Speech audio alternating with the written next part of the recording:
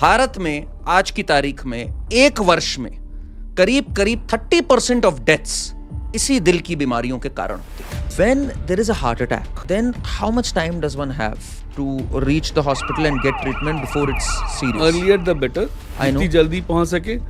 We have with us leading cardiac surgeon, one of the best in the country, 30,000 surgeries, and the head of cardiac in Max Hospitals, Dr. Rajneesh Mehrotra. A lot of people, some of them come up with this example कि अरे ये वाला व्यक्ति chain smoker है, सब कुछ है, और ये दूसरा व्यक्ति है जो बिल्कुल हेल्दी था, उसको हार्ट अटैक आ गया, वो मस्त घूम रहा है. फैमिली हिस्ट्री अगर परिवार में किसी को, अगर मेरे पेरेंट्स को दोनों को हार्ट अटैक हुआ तो मुझे होने के रिस्क बहुत ज्यादा है, तो इसलिए I have to be more careful.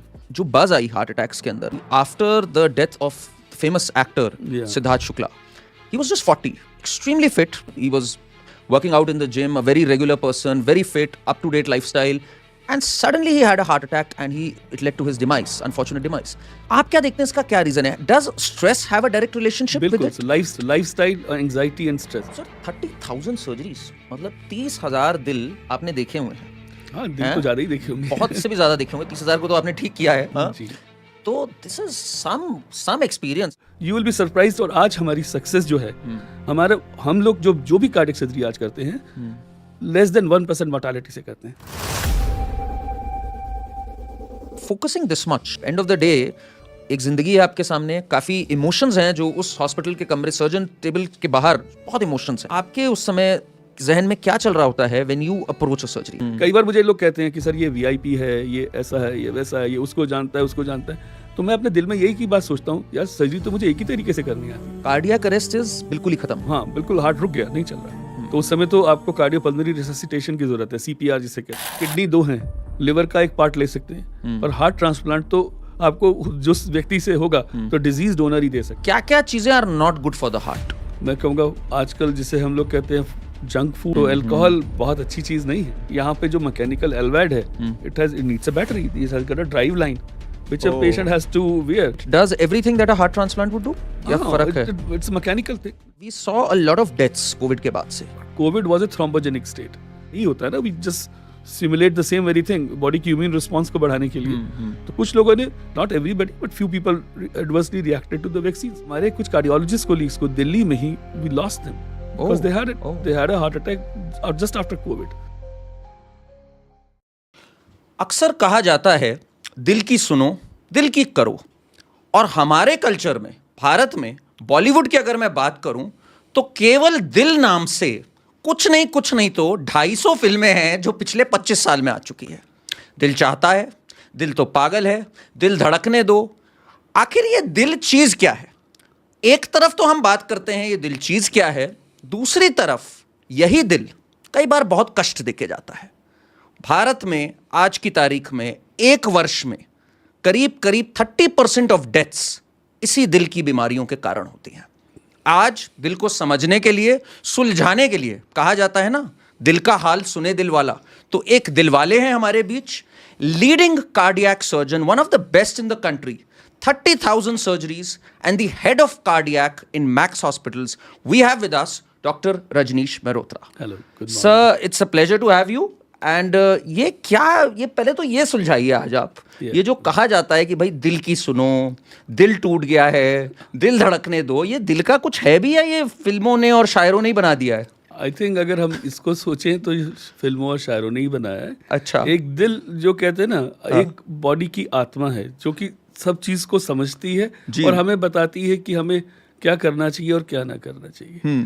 और जो दिल, अगर हम एक डॉक्टर के पर्सपेक्टिव से सोचें, तो दिल एक मैकेनिकल पंप है जो कि ब्लड को पंप करता है ताकि वो बाकी बॉडी के ऑर्गन्स अपना काम कर सके. तो आपने एक शब्द में जितने जो आशिक है ना, जो कहते हैं मेरा दिल टूट गया, और ये उनके ऊपर आपने पानी फेर दिया. It is just a mechanical pump for pumping blood. Sorry guys, that it is not कि आपका दिल टूट गया. दिल आपका है, दिल अगर टूट गया तो आप बचोगे नहीं, पंप है वो एक. Please please please carry on. तो ये मैकेनिकल पंप का काम है ब्लड को पंप करना, जो कि 1 मिनट में आमतौर से 70 से 80 बार बीट करता है, ताकि बॉडी का ब्लड जो है वो ब्रेन में, किडनी में, लिवर में, बाकी के बॉडी ऑर्गन्स में पहुंच सके, ताकि वो लोग भी अपना काम सही से कर सके. तो is totally a mechanical pump made of muscle. Basically heart is a muscle, so which pumps non stop, जो कि लगातार काम करती है जब तक आदमी जिंदा रहता है। Correct sir. मैं इसको ना पूरा आज का पॉडकास्ट हमारे लिए बहुत महत्वपूर्ण है, बिकॉज जिस तरह की डेथ्स हो रही हैं हार्ट से रिलेटेड, मैं बिल्कुल बेसिक से समझना चाहूँगा ताकि कई फैमिलीज भी देख रही हैं इनको, they understand and get to know क्या कर सकते हैं हम to prevent heart diseases, what actually is a heart disease. तो बिल्कुल बेसिक से स्टार्ट करते हैं। आपने शुरुआत करी कि heart is actually a pump that pumps blood. तो ये पंप जो चल रहा है ये कांस्टेंट चल रहा है, 24/7 चल रहा है। How does this work and इसकी सप्लाई कहाँ से आती है? Like what happens really with the heart? तो हार्ट बेसिकली ऑटोनॉमिक मसल जो कि अपने आप चलती है जी। और हार्ट की सप्लाई भी हार्ट से ही आती है। तो उसमें जो कॉर्नरी आर्टरीज हैं उसमें ब्लड जाता है, तो कि वो जब ब्लड जाता है तो हार्ट अपना पंप करता है, ताकि it's like a loop, it's like a loop. Yes, आप ये कह सकते हैं कॉर्नरी आर्टरीज जो है हार्ट की सबसे पहली आर्टरीज होती है। तो सबसे पहले हार्ट अपने आप को देखता है, तो कॉर्नरी आर्टरीज में ब्लड जाता है ताकि कॉर्नरी आर्टरीज अपना ठीक काम कर सके और जिससे हार्ट अपना ठीक काम कर सके। लेकिन होता क्या है, जैसे हमारा अभी हम लोग बात कर रहे थे कि हार्ट की डिजीज सबसे ज़्यादा अब आज की डेट में भी, आज में भी सब इज नंबर 1 किलर, सबसे ज़्यादा उसी की वजह से डेथ होती है। तो यही कॉर्नरी आर्टरीज में जब प्रॉब्लम शुरू हो जाती है, एथेरोस्क्लेरोसिस या कोलेस्ट्रॉल जाके डिपॉजिट होने लगता है, कोलेस्ट्रॉल, कैल्शियम और बाकी डेब्री सब उन आर्टरीज को बंद कर देता है। सर एक पाथवे है, मैं अगर इसको सरल शब्दों में समझूं, एक पाइप है जो कि हार्ट तक जा रही है, हार्ट को भी सप्लाई दे रही है ताकि हार्ट बाकी सबको भी पंप कर सके ब्लड। करेक्ट। एंड उसी आर्टरी में जैसे हमारे प्लम्बर्स होते हैं कि भाई एक पाइप में ब्लॉकेज आ गई एंड क्लॉग हो गया सिंक, कुछ इस तरह की चीज होती है। बिल्कुल उसी तरह का हम लोग अपनी भाषा में प्लाक कहते हैं। प्लाक का मतलब है कि उसमें कोलेस्ट्रॉल, कुछ ब्लड की सेल्स, कैल्शियम और वो सब चीज मिलके एक तरह से धीरे धीरे उस रास्ते को बंद करना शुरू कर देते हैं और वो जो चैनल है, वो जो पाइप है, चोक हो जाता है। राइट। तो वो जब चोक हो जाता है तो एक व्यक्ति को हार्ट अटैक आ सकता है। जब वो छोटा होता है, मतलब कम है, 50-60% है, तो कभी कभी वो सडनली बस्ट कर जाता है, ब्रेक कर जाता है, अनस्टेबल होता है। हाँ। तो वो अनस्टेबल जब होता है, सडनली ब्रेक करता है, तो उससे भी हार्ट अटैक आता है। और अदरवाइज वो क्रॉनिकली धीरे धीरे उसमें 10%, 20%, 30% ऐसे बढ़ता पूरा जब बंद हो जाता है तो वो पूरी तरह से हार्ट अटैक आता है। बट आपको सब सरप्राइज होगा, जो ये एथेरोस्क्लेरोसिस है 2 साल की उम्र से शुरू हो जाती है। 2 साल का बच्चा जब पैदा होता है, उसमें ये प्लाक बनना शुरू हो जाता है और वो धीरे धीरे बिल्डअप होता जाता है। अगर हम अब अपने लाइफस्टाइल को चेंज करके, अपने को शुगर को कंट्रोल करके, ब्लड प्रेशर को कंट्रोल करके, स्ट्रेस को देख के अगर हम इसको कंट्रोल कर ले जाते हैं, तो ये हम लोग कहते हैं मॉडिफाइबल चीज़ें, मॉडिफाइबल रिस्क फैक्टर्स। तो अगर इनको हम कंट्रोल कर लेते हैं तो हम उस स्टेज में नहीं पहुंचते कि हार्ट अटैक हो। ओके, आई थिंक जो मैंने समझा अभी तक, the worst thing is you don't get to know this जब तक बहुत ब्लॉकेज ना हो जाए। तब तक आपके नलका भी चलता रहता है, सब कुछ चलता रहता है। जब बहुत ब्लॉकेज हो जाती है तभी एक बत्ती जलती है कि ये दिस इज सीरियस नाउ। तो वो कहते हैं ना, बूंद बूंद से घड़ा भरता है। तो drop by drop, slowly atherosclerosis develop होती चली जाती है। और जब एक क्रिटिकल स्टेज पे आ जाती है, जिससे या तो पेशेंट को एंजाइना होता है, चेस्ट पेन होता है, थोड़ा सा चले, थोड़ा सा एक्सरसाइज करी, स्टेयर्स पे गए, सीढ़ियाँ चढ़ी, तो उससे चेस्ट पेन या भारीपन होने लगा, बाजू में भारीपन आया, पसीना आने लगा, चेस्ट में भारीपन लगा, जिसको हम लोग सरल भाषा में एंजाइना कहते हैं। तो ये होने लगा। या फिर सडनली ये जो एथेरोस्क्लेरोसिस या प्लाक था सडनली बस्ट कर गया, तो एक व्यक्ति को हार्ट अटैक हो सकता है। या फिर पाइप के अंदर सपोज 60% ब्लॉकेज है, कहीं से कोई ब्लड क्लॉट आके बैठ गया और उसने उसको पूरा 100% बंद कर दिया, तब भी हार्ट अटैक हो सकता है। सो एक तरह से when we say heart attack, what does it mean कि the heart, a certain portion of the heart is not getting the blood? Is that how it is? That's right, बिल्कुल correct. Heart attack का मतलब कि वो artery बंद हो गई, वो नस जो बंद हो गई, उसके अंदर से आगे ब्लड सप्लाई नहीं गई, तो वो उस मसल को हाँ, जो हार्ट की उस पार्ट को ब्लड सप्लाई नहीं पहुंच पाई, जिसकी वजह से हार्ट अटैक हुआ। सो व्हेन वी से अ माइनर हार्ट अटैक और a major heart attack, is it dependent on the portions कि कितने पोर्शन? को नहीं पहुंच पा रहा है ब्लड बिल्कुल। प्रॉपरली? अगर मैं लेमन लैंग्वेज में अगर हार्ट की मेन आर्टरीज जिसको हम लोग लेफ्ट मेन एलएडी कहते हैं, उसमें ब्लॉकेज आता है तो जनरली हार्ट अटैक मेजर होता है। ओके। और अगर दूसरी आर्टरीज, हार्ट में 3 आर्टरीज होती हैं, LAD, circumflex and right coronary, दूसरी आर्टरीज में होता है तो जनरली माइनर होता है, पर ऐसा जरूरी नहीं है, किसी की वजह से भी हो सकता है, बट मोस्टली इस तरह से होता है। तो मेजर का मतलब कि अगर हार्ट की मसल को काफ़ी डैमेज हो गया, ओके, 10-20% से ज़्यादा डैमेज है, तो उसको हम लोग मेजर कहते हैं। या फिर हार्ट अटैक की वजह से कोई कॉम्प्लिकेशन हो गया, हार्ट अटैक का कॉम्प्लिकेशन, मतलब हार्ट की अगर मसल बंद हो जाती है तो कई बार क्या होता है कि हार्ट की मसल इतनी वीक हो जाती है वो रप्चर कर सकती है। हार्ट के अंदर एक सेप्टम होता है, उसको ब्लड सप्लाई नहीं पहुंच पड़ी, जैसे कहते हैं ना, एक दीवार है 2 चैम्बर्स के बीच की, उसमें अगर ब्लड सप्लाई नहीं गई तो वो एरिया जो है वो इन्फाक्ट हो जाता है, उतने में हार्ट की ब्लड मसल डेड हो जाती है। तो वो मसल डेड हो गई तो उसमें वेंट्रिकुलर सेप्टल रप्चर कहते हैं। तो ये जो कंडीशंस हैं ये बिल्कुल लाइफ थ्रेटनिंग होती हैं।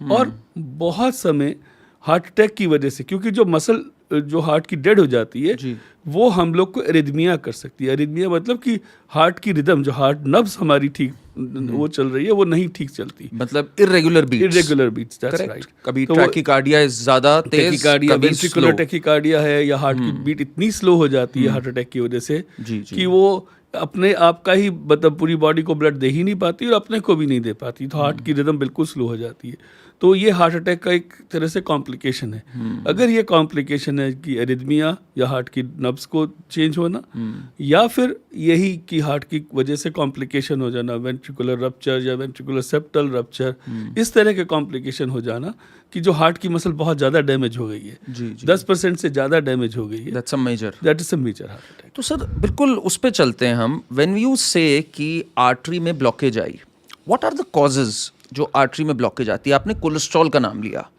इज इट कोलेस्ट्रॉल में भी लाइक दिस से there are 2 types of cholesterol, one is a good cholesterol, the other is a bad cholesterol? क्या है इस पे जरा थोड़ा सा आप बताएं।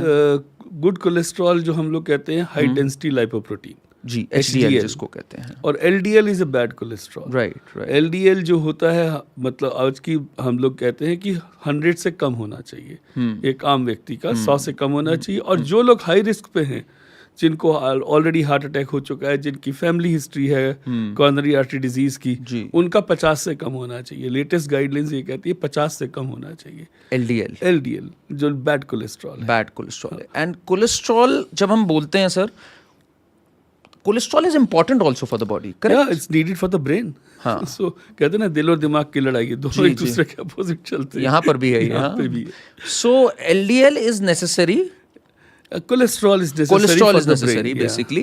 एंड इसको फिर इसका डायरेक्ट कनेक्शन फिर हम डाइट से जोड़ते हैं कोलेस्ट्रॉल से। जितना आप ऑयल या सैचुरेटेड फैट्स हम लोग कहते हैं, करेक्ट, सैचुरेटेड फैट्स जिसके अंदर कि जो कि जाके डायरेक्टली ही कोलेस्ट्रॉल में कन्वर्ट होंगी और उसको ब्लॉक करेंगी आर्टरीज को। आपको बताएं कि केरल में सबसे ज्यादा कॉर्नरी आर्टरी डिजीज होती है हिंदुस्तान में। अच्छा, उसका क्या रीजन है? वो they take coconut oil, they cook food in coconut oil, and that coconut oil has got maximum saturated fats. ये मुझे आपसे एक पूछनी थी सर, कई हम लोग आजकल एडवर्टाइजमेंट्स देखते हैं, बड़े स्मार्ट एडवर्टाइजमेंट्स आते हैं, वो पहले तो हेल्दी ऑयल बोलते थे जी, अब हेल्दी ऑयल नहीं बोलते हैं, अब एक एडवर्टाइजमेंट दिखाते हैं कि कुछ ऑयल लेने से हार्ट अटैक हो रहा है, हल्के से एम्बुलेंस का म्यूजिक चला देंगे कुछ, और कुछ में पूरा परिवार साथ बैठा हुआ है। Is there a concept of a healthy oil? Healthy oil means like जिसमें सैचुरेटेड फैट्स कम होंगी, तो वो healthy oil. But nothing is completely healthy, nothing is completely healthy. जितने भी ऑयल्स हम लोग सोचते हैं और कहते हैं, उसमें ऑलिव ऑयल में सबसे कम सैचुरेटेड फैट्स होती हैं, तो that is considered to be the healthiest of all the oils or fats we consume. But ऐसा कोई नहीं है कि we can say that okay, none of them, और किसी में भी ऐसा नहीं है, ऐसा नहीं, सब में है, सब में saturated fats है, सब में मतलब मात्रा कम और फर्क है। So one is oil sir, बाकी which are the other risk factors, foods, जैसे मैं खाने पे ही अगर फोकस करूं, क्या चीजें are not good for the heart? मैं कहूँगा आजकल जिसे हम लोग कहते हैं जंक फूड या fried food, Because that is again oil में फ्राइड हो रहा है, again oil में फ्राई हुआ है, जी, जैसे French fries and all this which has deeply immersed in oil, जो कि बिल्कुल ही डीप फ्राई होके आती है।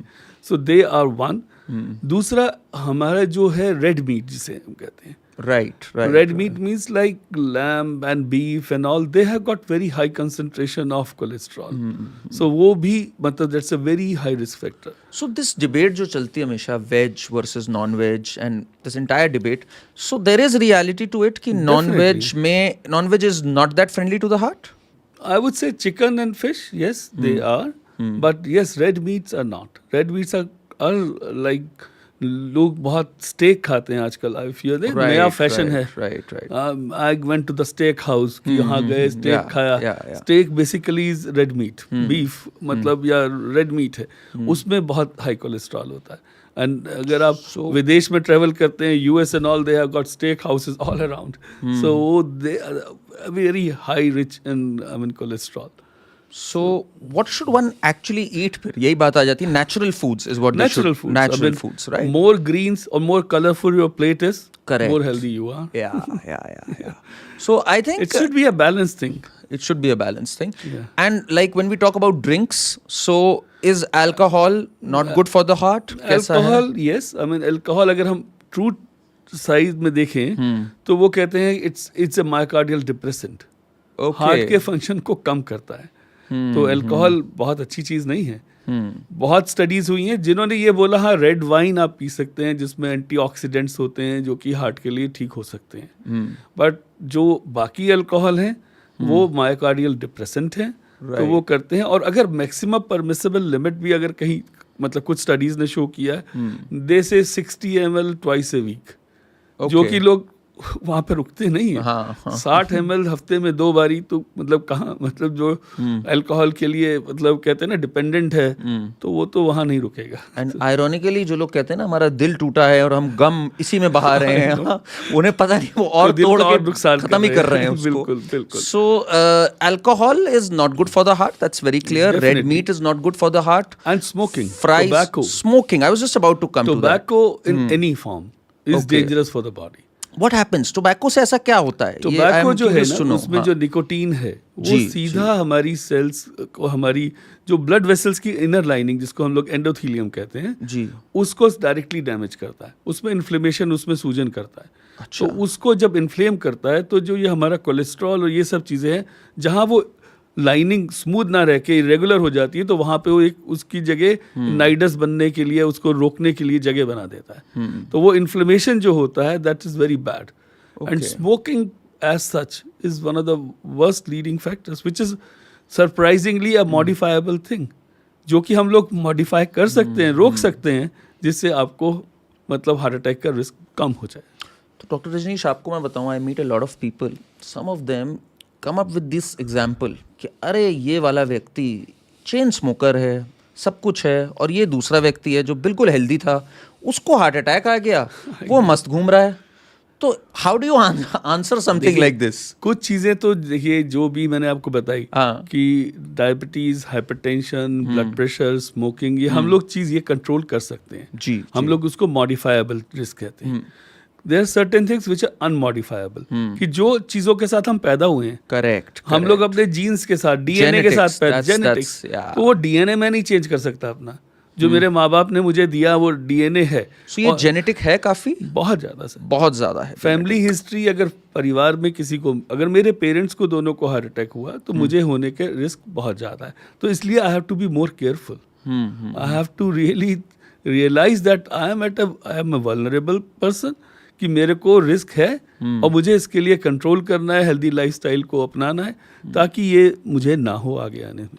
सर आज की डेट में ना देयर इज जो बज आई हार्ट अटैक्स के अंदर, स्पेशली पिछले 2-3 साल में आई, एंड एक ग्रोइंग अवेयरनेस बढ़ी after the death of famous actor Siddharth Shukla. He was just 40, extremely fit, at least that's what we know. He was working out in the gym, a very regular person, very fit, up-to-date lifestyle, and suddenly he had a heart attack and it led to his demise, unfortunate demise. तो उससे लोगों को लगा कि हम क्या करें इस चीज़ के लिए, और ये बढ़ता जा रहा है amongst young people. It is unbelievable जो डेथ्स हो रही हैं. आप क्या देखते हैं, इसका क्या रीजन है? Does stress have a direct relationship with it? बिल्कुल, लाइफस्टाइल, एंजाइटी एंड स्ट्रेस, वो हम लोग कहते हैं type A personality, person who is anxious all the time, मतलब कुछ भी चीज करने में इतनी ज्यादा एंजाइटी का मैं जरा जानना चाह रहा हूँ, बायोलॉजिकली हार्ट को कैसे अफेक्ट करता है ये? जब एंजाइटी होती है क्या होता है? हमारे एंडोर्फिन्स, हमारे जो पॉजिटिव एनोट्रोपिक इफेक्ट जिसे कहते हैं ना, जो हार्मोन से एक तरह से कह लीजिए, वो बढ़ जाते हैं, और वो जो कि हार्ट के ऊपर बहुत ज्यादा स्ट्रेस हार्मोन्स, बिल्कुल, ओके, तो वो हमारे हार्ट के ऊपर असर डालते हैं, जिससे हार्ट अटैक के लिए हम लोग और ज्यादा वल्नरेबल बन जाते हैं। और जैसे हम लोग ये कह रहे हैं ना कि जैसे यंग लोग हैं, राइट, तो यंग लोग आजकल जिम में जाते हैं। कुछ लोग जो है ना, सिर्फ वो लोग क्या करते हैं, जिम में जाएंगे, they want to build their muscles, they are not doing cardio exercises, so they are just doing I mean whatever they want to make their body बनाने के लिए high proteins and shakes and all, without realizing कि उसमें कितना healthy चीज़ है। तो वो करते हैं, साथ में वो मतलब कार्डियो एक्सरसाइज नहीं कर रहे, सो दे शुड बी डूइंग कि हाँ आपने आधा घंटा ट्रेडमिल किया, स्टेपर किया, जो साइकिलिंग करी, because it gets your heart to pump more blood, right? That's the exercise of the heart actually, that's why it's called cardio, है ना? and लोग क्या करते हैं, गए अपना वेट्स लिए, सब कुछ किया, तो उससे मतलब मसल स्ट्रेंथ तो बनाई, but the heart beating that hasn't been regulated, correct. So and फिर कई लोग जो वल्नरेबल हैं, जैसे लेफ्ट मेन आर्टरी होती है जिसमें ब्लॉक है जी, तो जो कि नहीं पता लगता, पेशेंट एसिम्प्टोमेटिक है, और जैसे मैंने बताया जो सडन डेथ होती हैं जी, जो कॉर्डनरी आर्टरी की वजह से होती है, जो प्लाक रप्चर हो जाता है। जैसे जरूरी नहीं है किसी को 90% ही ब्लॉक होगा तो हार्ट अटैक होगा, तो 50% भी अगर किसी को ब्लॉक है और वो प्लाक जो है अनस्टेबल है और वो फट गया एकदम, तो सडनली कहते ना रोड ब्लॉक होगी, ज्वालामुखी फट गया, ज्वालामुखी फटा, उसने उस नस को बंद कर दिया, and a person can get an heart attack. So एक चीज़ है हार्ट की, हम उसके बारे में बात ही कर रहे हैं ना, कहते हैं रूल ऑफ 40 कि 40 का क्या है ये? Anybody who is like age of 40, 40 साल के व्यक्ति को अगर वो रूल ऑफ 40 फॉलो करता है तो रिस्क ऑफ हार्ट अटैक कम कर सकता है। तो 40 साल की उम्र के बाद हर व्यक्ति को अपना हर साल अपना एक मेडिकल चेकअप कराना चाहिए, जिसमें lipid profile, cholesterol, blood pressure, diabetes, पूरा मेडिकल चेकअप एक फिजिशियन को दिखाएं, MBBS डॉक्टर ही हो, MD हो, उनको दिखाएं। नंबर 2, अगर 40 मिनट रोज वॉक करें, 40 मिनट रोज वॉक करें, at least 5 days in a week, 20 minute सुबह, 20 मिनट शाम को, अगर आप नहीं तो 40 मिनट एक साथ नियमित रूप से करें। उसकी ज़्यादा इंपॉर्टेंस है, ये नहीं कि हाँ आज किया फिर हफ्ते बर्बाद किया फिर जी। तो 40 मिनट वॉक करें। और अगर आप कोलेस्ट्रॉल आपका ज़्यादा आता है, अगर उस कोलेस्ट्रॉल को आप 40 कम कर लें, मीन्स किसी का 240 है, अगर उसने 200 कर लिया, किसी का 200 है उसने 160 कर लिया, और 160 से आपने 120 कर लिया, तो आपका 50% रिस्क ऑफ हार्ट अटैक कम हो जाता है, which is very significant. मतलब अगर आप 40 का, so this rule of 40 40 साल के उम्र के बाद सबको फॉलो करना चाहिए। और जो लोग ज़्यादा रिस्क में हैं, जैसे मैंने बताया, जिनकी फैमिली हिस्ट्री है, पेरेंट्स को है हार्ट अटैक, या पेरेंट्स को किसी की हार्ट अटैक की वजह से डेथ हुई है, so they should very thoroughly follow that. That's why जितने भी एम्प्लॉयर्स हैं, they want their employees to get checked every year, so that they can just find out all the risk factors, and if they are right. correctable things, they should correct it.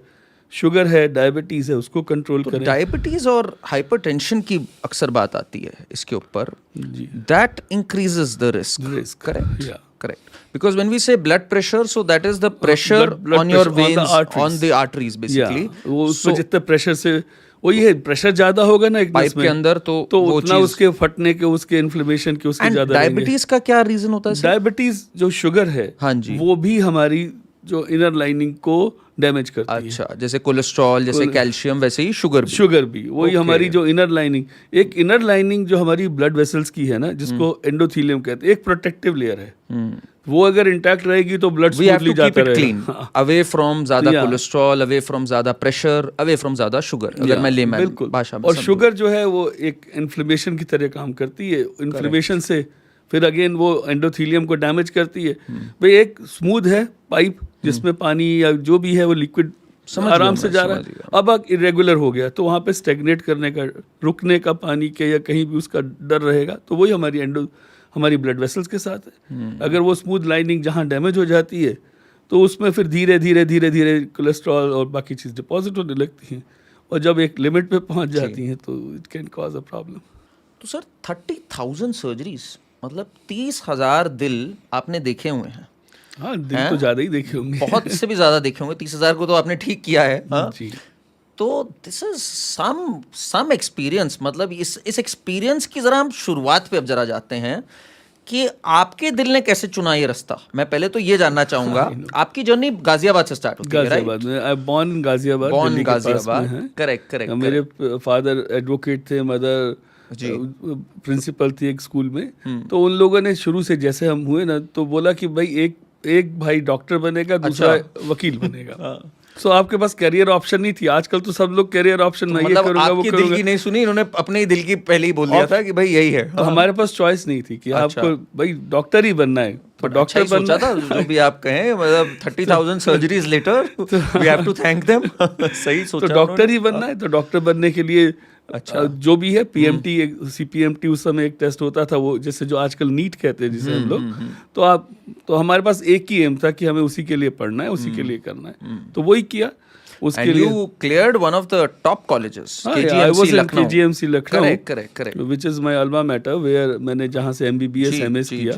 तो वहाँ उसमें था, उसमें सिर्फ top के 90 लोग आते थे। हाँ जी। उस समय मेरे को याद है जब हमने दिया तो 2.5-3 लाख लोग उस एग्जाम में अपीयर हुए होंगे, जिसमें से 90 लोगों के अंदर आपको आना है, तो यू गेट दैट, अदरवाइज आपको नहीं मिलेगा।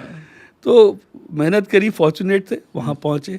और वहाँ पे एक ये था कि एक कल्चर था, बिकॉज वहाँ पे सब टॉप के ही लोग जब पहुँच आप रहे वहाँ थे। पहुँचे तो यू रियलाइज्ड कि डिसीजन सही लिया, सही जगह पे हूँ। हाँ, डॉक्टर बनने का सही से डिसीजन था। उस समय ये नहीं पता था, एक हमें ये पता था कि हमें सर्जन बनना है, ये नहीं पता था कि कार्डियक सर्जन बनेंगे कि क्या करेंगे। सर्जरी में आपका इंटरेस्ट, सर्जरी में इंटरेस्ट शुरू से वो किस वजह से था? लाइक यू ऑलवेज बिलीव्ड कि कैसे करता है, हैंड्स ऑन अप्रोच, कि हाँ, मुझे लगता है एक अंदर से फीलिंग होती है ना कि हाँ मैं सर्जरी कर सकता हूँ, मुझे पता है कि मैं कैसे काट पीट के लोगों को ठीक कर सकता हूँ। मैंने एक चीज देखी सर, आई डोंट नो, आप करेक्ट कर सकते हैं, जनरली जो मैंने सर्जन्स देखे, अभी हम लोगों ने बीच में एक और भी सर्जन के साथ किया था, they have had a background somewhere in sports या something to do with hands। आपका भी कुछ ऐसा था या नहीं? आपका इंटरेस्ट था? इंटरेस्ट था कि हाँ मैं सर्जन बनना है। ओके। सर्जरी में गए, सर्जरी हमारे एक प्रोफेसर थे, प्रोफेसर पीसी दुबे, तो who was a renowned surgeon at that time. Okay. हमारे तो वो हमेशा एक चीज कहा करते थे कि there is always a place at the top. कि बेटा टॉप के लिए सोचो, ये मत सोचो कि बीच में रास्ता रुकेगा। माउंट एवरेस्ट की टॉप पे आज भी खाली जगह है। क्या बात है। तो आपको उसके लिए एम करना है, रास्ते में नहीं रुकना है, तो यू एम फॉर दैट।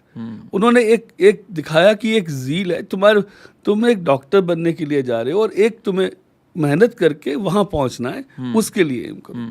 तो उन्होंने दिया। फिर हमने मतलब जैसे जैसे आगे एग्जाम देते रहे, करते रहे, then I selected cardiac surgery because उस समय I did in 1989। उस समय cardiac surgery इंडिया में डेवलप हो रही थी।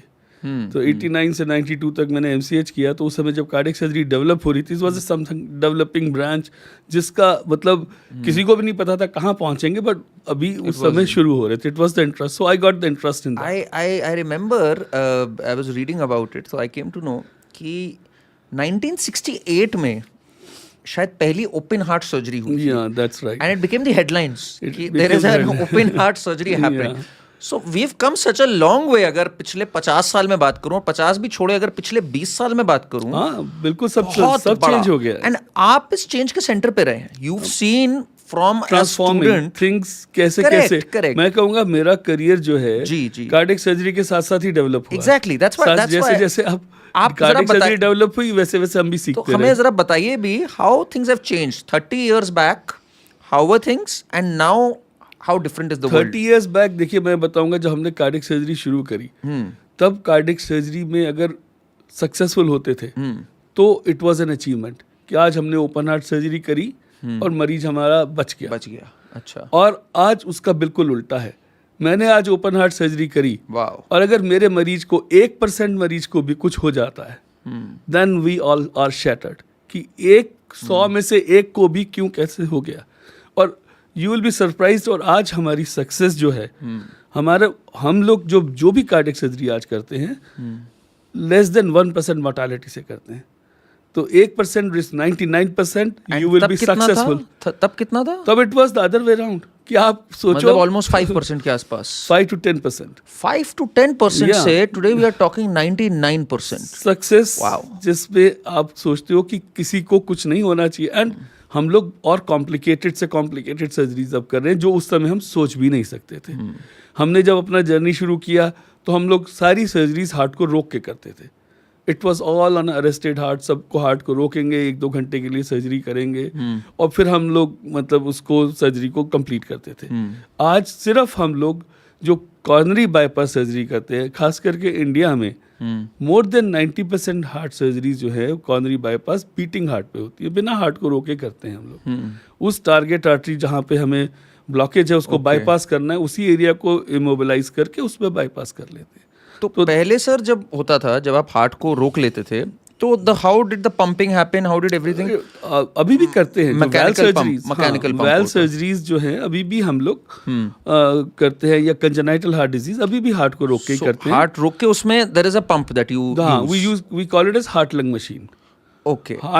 Ab it has become so advanced that you don't always need to stop the heart. That's right. A particular portion you can target it and then do the rectify surgery. it. Yeah. Okay.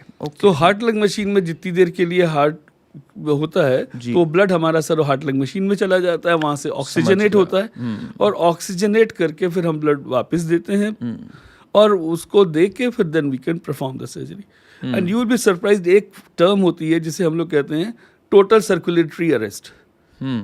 अगर हम अपनी body को, जैसे patient को हम लोग 20 degree तक ठंडा कर लेते हैं जी, तो हमें आधा घंटा ऐसा मिलता है जब हम उस हार्ट लंग मशीन को भी बंद कर देते हैं। अच्छा, मींस आधे घंटे के लिए nothing is working. Okay, so then you have to perform there certain surgeries. How is the person alive then? मतलब है क्या वो? That is तो वो that is a टाइम, जैसे आपको वो आधा घंटे में आपको सर्जरी परफॉर्म करनी है। कुछ एओटिक सर्जरीज ऐसी हैं जिसमें हमें जो हार्ट की मेन आर्टरी जिसे एओटा कहते हैं, जो पूरी बॉडी को ब्लड सप्लाई करती है, वो सर्जरीज, और कुछ सर्जरीज कंजेनाइटल भी हैं और जो हमें टोटल सर्कुलेटरी अरेस्ट पे करनी पड़ती है कि उसको आपको उस एरिया में, बिकॉज बॉडी में ब्लड फिर भी आता रहता है ना, अगर आप हार्ट लंग मशीन पे भी हैं और अगर ब्लड के पूल में तो आप ऑपरेशन नहीं कर सकते। जब आप टोटल सर्कुलेटरी अरेस्ट करते हैं तो you get a clear field. So when you do a total circulatory arrest तो बॉडी में ब्लड उस समय जा रहा है, नहीं जा रहा है, क्या हो रहा है? नहीं जा रहा है body. Then how is the body, सांसें कैसे चल रही हैं फिर? वो तो वेंटिलेशन है, वो तो ट्यूब डली हुई है। ब्रेन को भी कूल कर देते हैं, ब्रेन को भी कूल कर लेते हैं आइस वगैरह लगा के। और there are certain measures. And how much time do you have for this? You have 30 minutes maximum. We try to complete in 20 minutes, but 30 minutes is so it's like running against the time. You have to perform that procedure within that time. So it's like very fascinating that. So ये कितने often होती है? ये कितने often होती है sir total circulatory arrest? I would say depending on center to center जहाँ पे उस तरीके से मतलब ये कॉमन सर्जरी है? It's a common surgery now. And इसमें what is the success rate like? I would say 99%. Why not? Wow. तो जब आप पढ़ रहे थे we go back ये सब चीजें सोच, ये सब नहीं था? नहीं। तो you had to learn always, है ना, मतलब all constantly. Then हम लोग अब मिनिमल इन्वेजिव सर्जरी करते हैं तो आपको स्टर्नम खोलने की, जो मिड लाइन में जो ब्रेस्ट बोन जिसे कहते हैं, खोलने की हमेशा जरूरत नहीं है। जितने भी वेल सर्जरीज हैं हम लोग मिनिमल इन्वेजिव से कर लेते हैं। Then we do robotic cardiac surgery. Correct sir, I come to this. मैं पहले आपके जरा कॉलेज डेज पे था, तो आपने वहां से एमबीबीएस किया, then you did MD there. MS surgery में कर, एमएस सर्जरी में आपने किया। तो at that point of time you were convinced कि this is my true calling, this is my true calling, right, and I am doing as the heart says now, right, and I am at the right place. Then from there to 30,000 surgeries, right, and being the head at Max, what point did you know कि yes, I am now at a position where I can, you know, excel at this? या आपको feeling आ गई थी during your years there only कि now I can excel in this? नहीं, उस समय जैसे आपने MCH किया, हाँ जी, so as cardiac surgery was developing, so that was becoming very exciting कि हाँ ये चीजें होने लगी हैं, हम भी ये कर सकते हैं। Right. तो जैसे जैसे डेवलप होती रही चीजें, and I would say you are learning on the job. I went to Sweden for my You fellowship. went to Sweden, correct, Yeah, correct. I went to US couple of times for different kind of trainings, Right. beating heart surgery, robotic surgery, minimal invasive.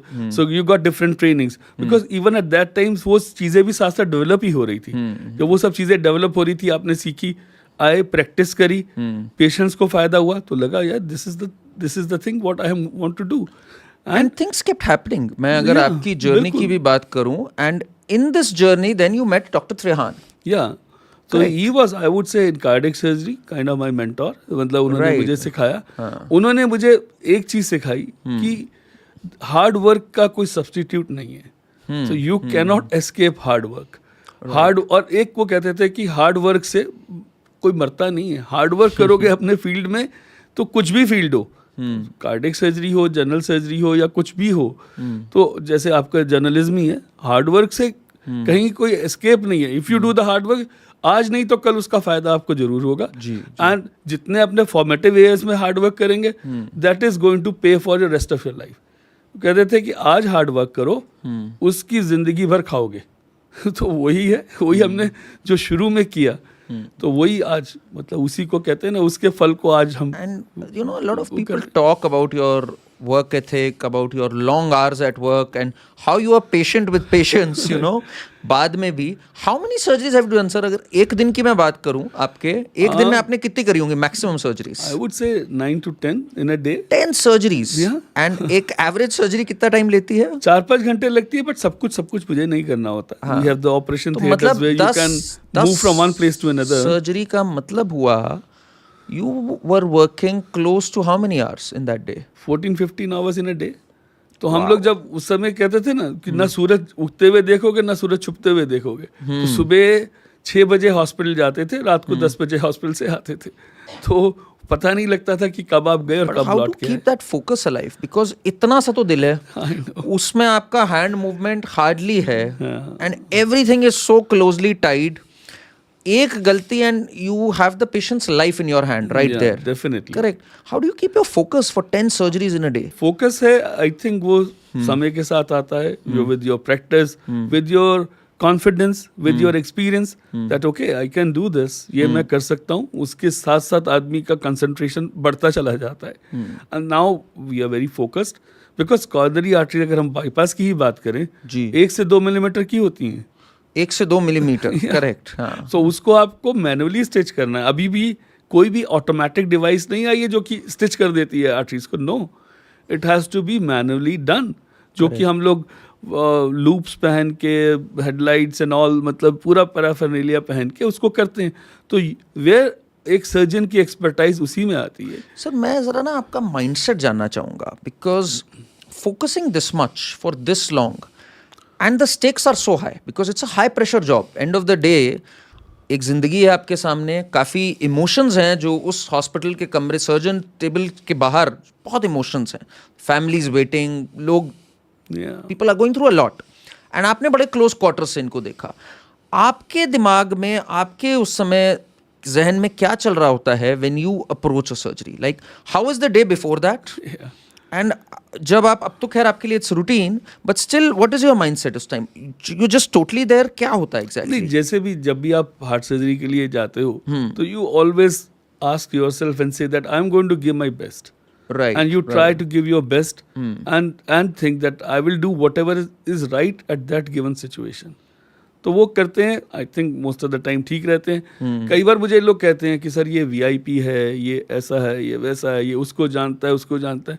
तो मैं अपने दिल में यही की बात सोचता हूँ, यार सर्जरी तो मुझे एक ही तरीके से करनी आती है. चाहे वो गरीब आदमी है, चाहे वो मतलब कहते हैं ना कि इकोनॉमिकली वीक है, या कोई VIP है, मैं तो एक ही तरह से सर्जरी कर सकता हूँ. मेरे लिए वो पेशेंट जो है इज वन पेशेंट जिसका मुझे अपना बेस्ट दे के ठीक करना है, and whatever it takes. तो हमें, जब मैं सर्जरी करता हूँ, मुझे ये नहीं लगता कि ये 2 घंटे हो गए या 10 घंटे हो गए. सर्जरी करनी है, ठीक करना है. जब तक वो ठीक नहीं हो जाती चीज़, मैं उस चीज़ को नहीं छोड़ सकता. तो उसमें चाहे मेरे, मतलब कहते हैं मेरे घर से फ़ोन आए या कुछ और प्रॉब्लम हो या कुछ भी हो, उस समय जो उस सिचुएशन में मुझे ठीक करना है, जब तक सेटिस्फैक्टरली ठीक नहीं हो जाएगा, उसको आई कांट लीव दैट.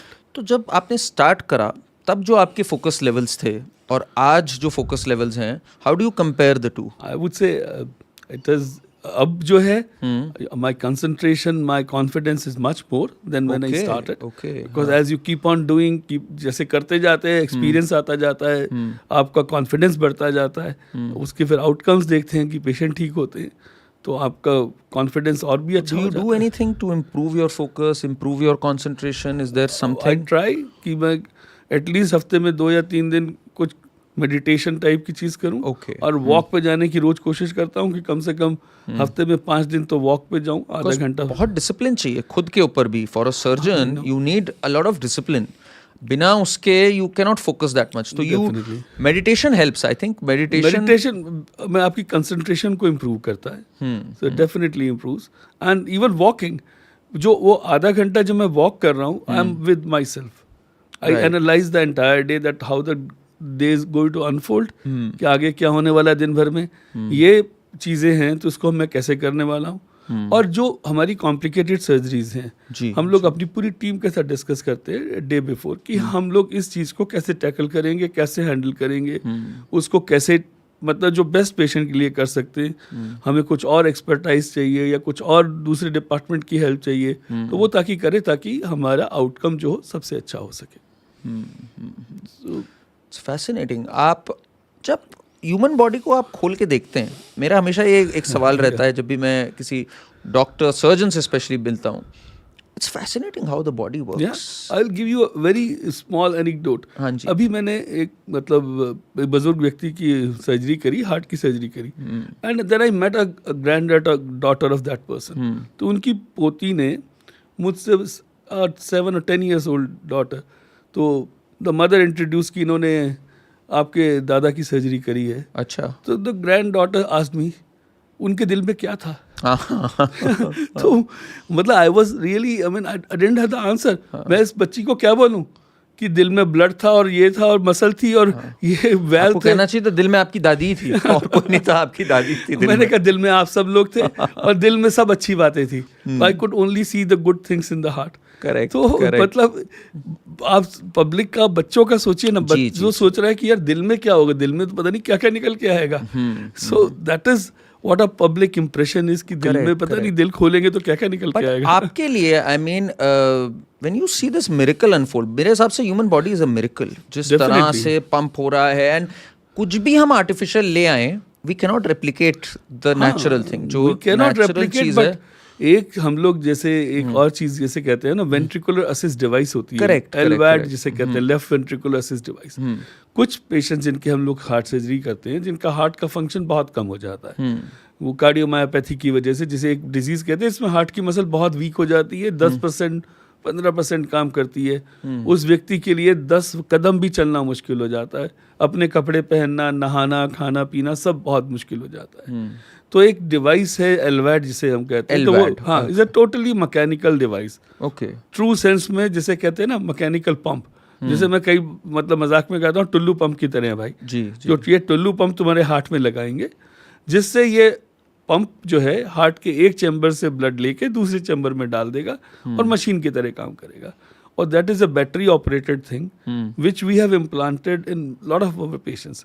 काफी लोगों में हमने लगाया, जिसकी क्वालिटी ऑफ लाइफ मतलब बिल्कुल नॉर्मल हो जाती है. आप सोच भी नहीं सकते, वो व्यक्ति जो 10 कदम नहीं चल सकता था, आज अपने बिजनेस में वापस अपना काम पूरा कर सकता है. I have patients who have done, I mean, horse riding, paragliding, everything LVADs पे.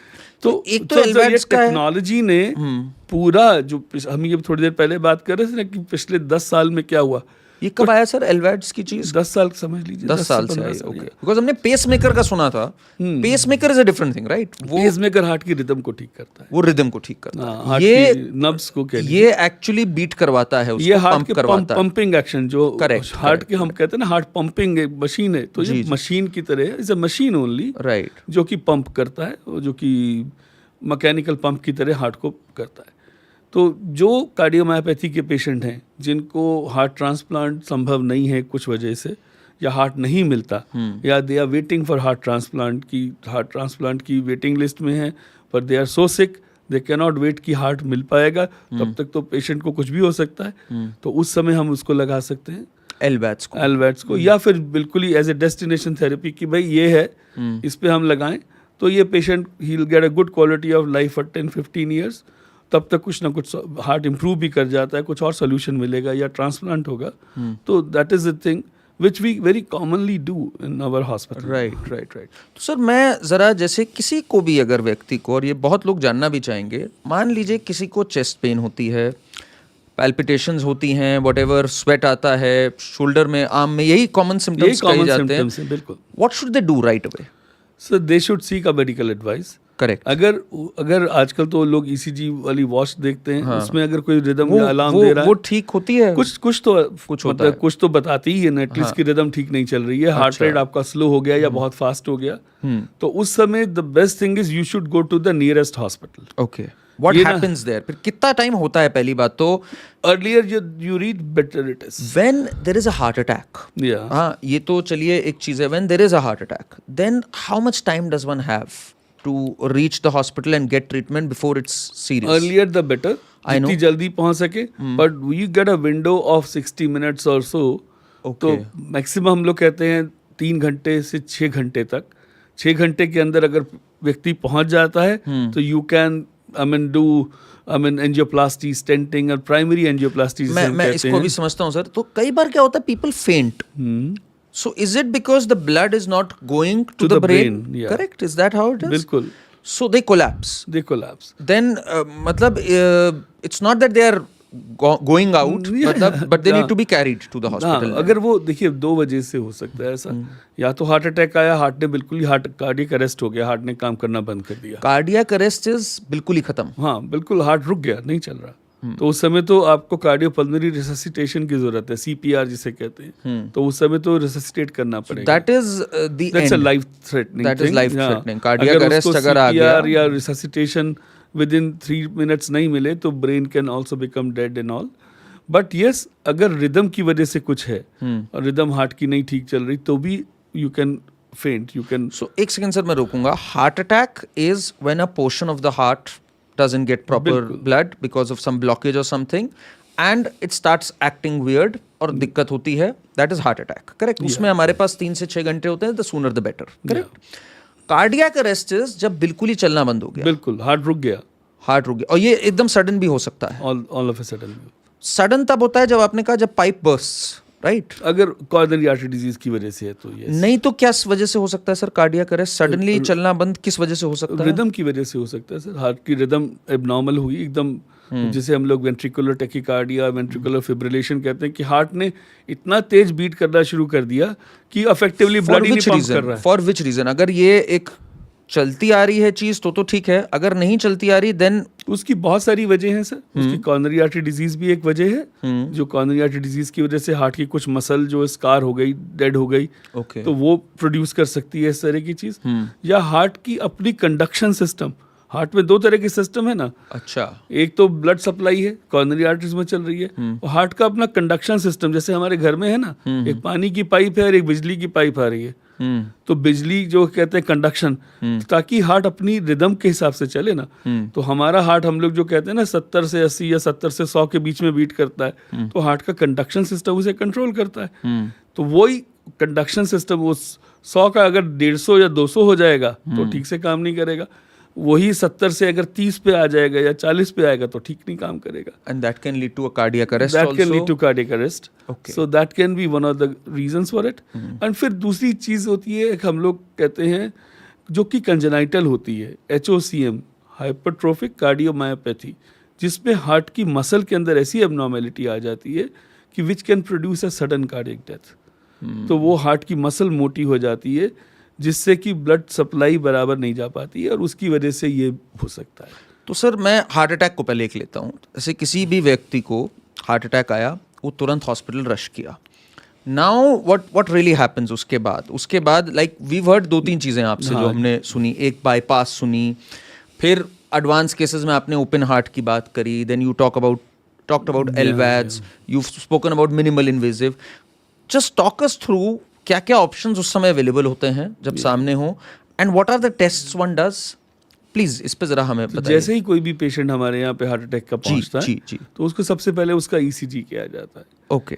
ईसीजी में अगर कुछ एबनॉर्मैलिटीज दिखती हैं कि ईसीजी की मतलब एसटी एलिवेशन कहते हैं कि ठीक नहीं है ईसीजी, और साथ में कार्डियक एंजाइम्स किए जाते हैं। ओके। तो जो ब्लड के अंदर जब हार्ट की मसल डैमेज होती है ना, तो there are certain enzymes released in the blood. Heart में कुछ एंजाइम रिलीज होते हैं जिसको हम लोग मेजर कर सकते हैं। उसकी एक नॉर्मल कुछ वैल्यूज हैं, उससे ज्यादा है यानी इट्स एक्टिंग वियर्ड, जिसको हम लोग सीपीके एमबी कहते हैं या ट्रोपोनिन कहते हैं, ट्रोपोनिन आई। ये एंजाइम्स के लेवल एक सर्टेन लेवल से ज़्यादा चलेंगे तो इसका मतलब इसकी हार्ट की मसल डैमेज हो रही है, इसको हार्ट अटैक हो रहा है। या ईसीजी में एबनॉर्मैलिटी दिखी, तो जैसे ही ये चीज़ें हमें होती हैं तो हम लोग इमीडिएटली उस पेशेंट को, अगर अपने विंडो पीरियड में है जो मैंने बताया मतलब हार्ट अटैक से लेकर 6 आवर्स के बीच में है जी, तो आप उसको इमीडिएटली कैथ लैब में ले जाते हैं।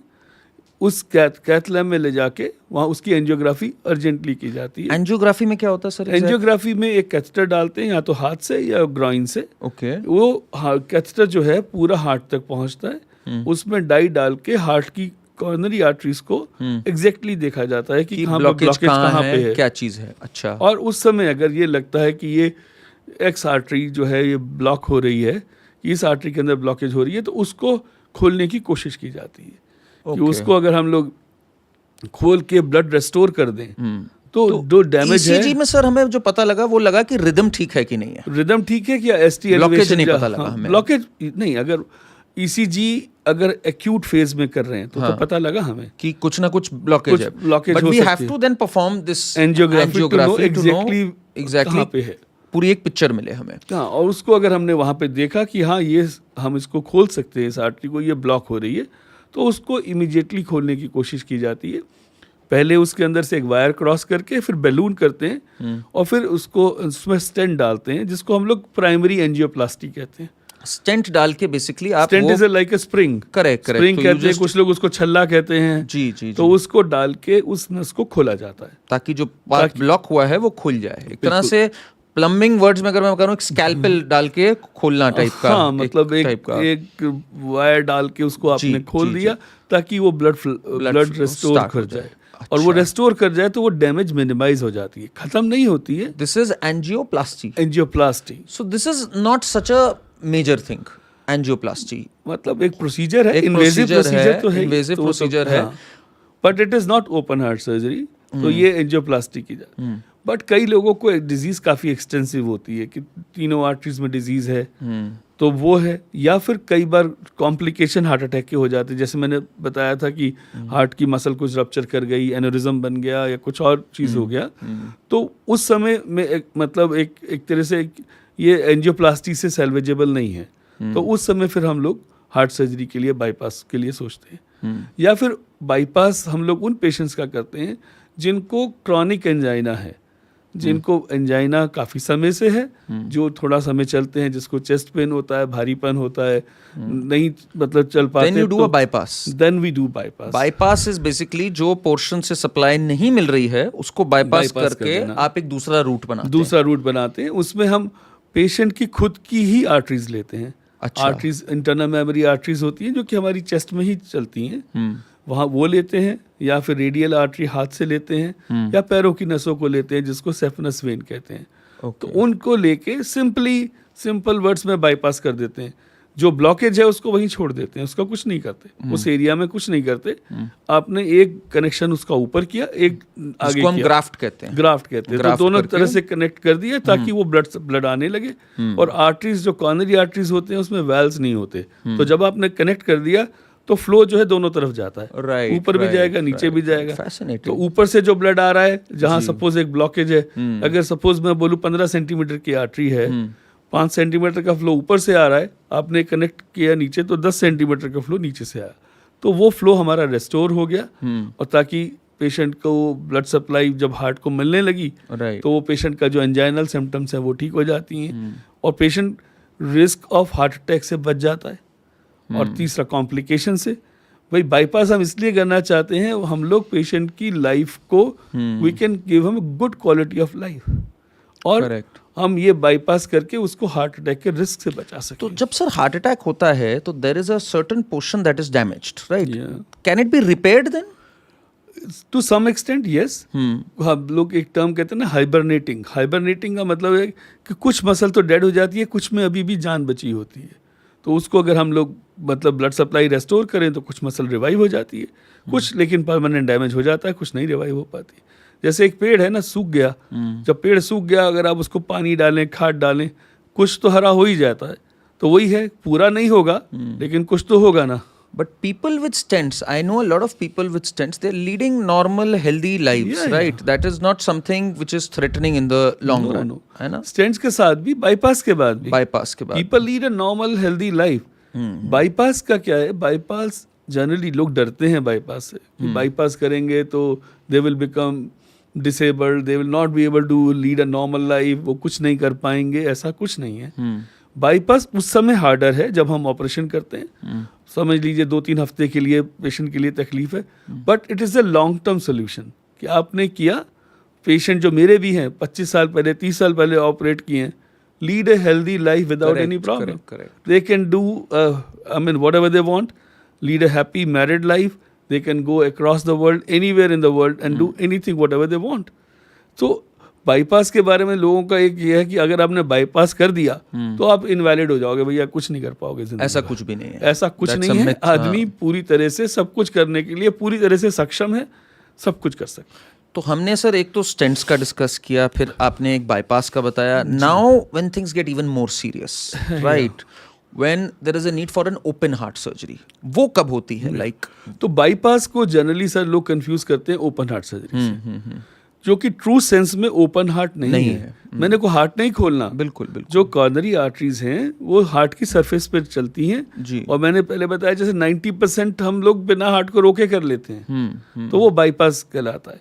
हार्ट को ओपन करना पड़ता है तो उसमें हार्ट लंग मशीन की जरूरत पड़ती है। हार्ट के अंदर जैसे कोई वेल्स में प्रॉब्लम है कि वेल सिकुड़ गए या वेल लीक कर रहे हैं या हार्ट की अंदर होल्स हैं, कंजेनाइटल बच्चे पैदा होते हैं, ASD है, VSD है, कॉम्प्लेक्स कंजेनाइटल डिजीज हैं, हार्ट की कनेक्शंस जो हैं जो नॉर्मली होने चाहिए वो नहीं हैं, तो उस कंडीशन में ऑब्वियसली हार्ट को तो खोलना पड़ेगा, ओपन हार्ट हो गया वो, तभी तो आपको करना पड़ेगा। तो ट्रू सेंस में एज ए कार्डियक सर्जन अगर कोई बोलेगा मुझसे तो मैं बोलूंगा ये ओपन हार्ट सर्जरी है, जब मुझे हार्ट को खोलना पड़ेगा, हार्ट को कुछ समय के लिए रोकना पड़ेगा, 1-2 घंटे के लिए, जब तक मुझे उसके अंदर रिपेयर करनी है, वेल चेंज करना है, जो भी कुछ मेरे को करना है उसके लिए, तो that is in true sense a open heart surgery. फिर हम उतनी देर के लिए हार्ट को रोकते हैं और फिर हार्ट को दोबारा चला भी लेते हैं, विच इज आई वुड से one of the very fascinating things of cardiac surgery. सिर्फ एक कार्डियक सर्जन लोग ऐसे हैं जो दिल को कहते हैं ना अपनी मर्जी से रोक भी लेते हैं, अपनी मर्जी से चला भी लेते हैं। बहुत लोग नहीं कर पाते, बहुत नहीं कर सकते, और मेडिकल फील्ड में कोई और नहीं कर सकता, इवन कार्डियोलॉजिस्ट नहीं कर पाते, कार्डियक सर्जन्स कर पाते हैं, because this is what you call a open heart surgery. This is we call it's open heart surgery. And ये कितनी लंबी चलती हैं सर? मतलब डिपेंडिंग ऑन सर क्या करना है। So there are like which has been the longest surgery that you longest surgery जब आपको एओर्टिक सर्जरीज करनी पड़ती हैं, जो कि जिसमें आपको पूरा हार्ट की जो मेन नस है उसको चेंज करना है, वैल को चेंज करना है, जो ब्रेन को आर्टरीज जा रही हैं उसको री इम्प्लांट करना है, तो दी सर्जरीज आर लॉन्गर सर्जरीज। तो वो 5-6 घंटे, 7 घंटे, 8 घंटे, मतलब डिपेंडिंग ऑन द कॉम्प्लेक्सिटी, तो उसको करते हैं। क्योंकि एक डिजीज़ है हार्ट की जिसको हम लोग कहते हैं एओर्टिक एन्यूरिज्म्स, जहाँ जो हार्ट की मेन नस है जिसको एओर्टा कहते हैं वो डायलेट हो जाती है, बड़ी हो जाती है। वो जो पाइप कह लीजिए ना, पाइप इतना बड़ा हो गया, नॉर्मल पाइप का साइज 3 सेंटीमीटर है, वो 5 सेंटीमीटर 6 सेंटीमीटर, उस पाइप के फटने का डर रहता है। तो वो पाइप एकदम फट गया तो नोबडी कैन रीच हॉस्पिटल। या फिर वो एओर्टिक डायसेक्शन कहते हैं, तो वही पाइप के अंदर ही इंटरनल ब्लीडिंग हो जाती है, तो बस्ट नहीं किया पाइप, इंटरनली बस्ट कर गया, तो वो एओर्टिक डायसेक्शन हो जाता है। That's when vomits and everything भी होता है। हाँ। एओर्टिक डायसेक्शन मतलब you get a very severe pain, chest pain हुआ बहुत severe नहीं, और pain happening here, pain going to the back, so this is also another life-threatening situation where you have to change the ascending aorta, पूरा aorta change करना पड़ता है, कई बार valve भी उसमें इन्वॉल्व हो जाता है, तो अंदर ही अंदर ब्लीडिंग हो जाती है। और aortic dissection का हम लोग कहते हैं every hour it has got 10% mortality, means अगर जब आपने डायग्नोज किया तो 10% हर घंटे में उसकी रिस्क ऑफ डेथ बढ़ता चला जाएगा। तो अगर आपने डायग्नोसिस के बाद 10 घंटे वेट कर लिए तो मतलब 100% that person would not survive.